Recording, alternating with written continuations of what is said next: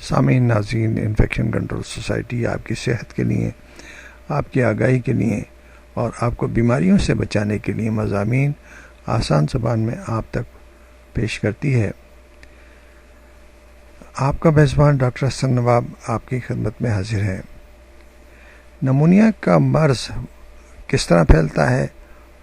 Pneumonia کا مرض متعدد طریقوں سے پھیل سکتا ہے اور اس کے جراثیم اور وائرسز عام طور پر اس وقت منتقل ہوتے ہیں جب لوگ سانس لینے کے دوران انہیں اپنے پھیپھڑوں میں، اپنے لنگس میں اتار لیتے ہیں۔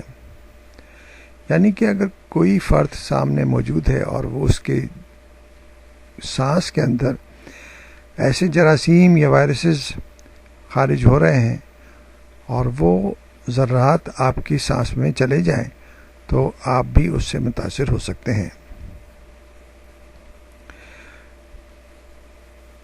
جب ہم بیمار افراد چھینکتے یا کھانستے ہوں تو ہوا میں تیرتے ننھے قطروں میں موجود جراثیم اور وائرسز صحت مند افراد تک پہنچ کر انہیں بھی بیمار کر دیتے ہیں۔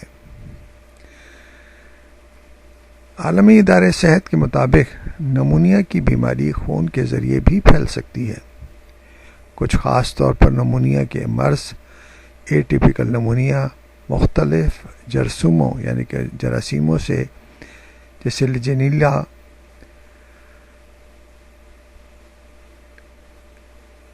نمونیا، مائکوپلازما نمونیا،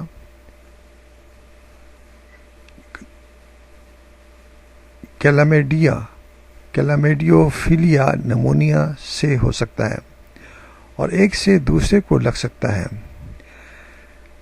تنفسی نمونیا یعنی کہ ایسپائریشن کا انفیکشن اس وقت لاحق ہو سکتا ہے جب آپ غذا، مشروب، حقیہ یا دیگر نقصان دہ چیزیں مثلا دھواں یا کیمیکل سانس کے راستے اندر کھینچ کر پھیپھڑوں میں پہنچائیں۔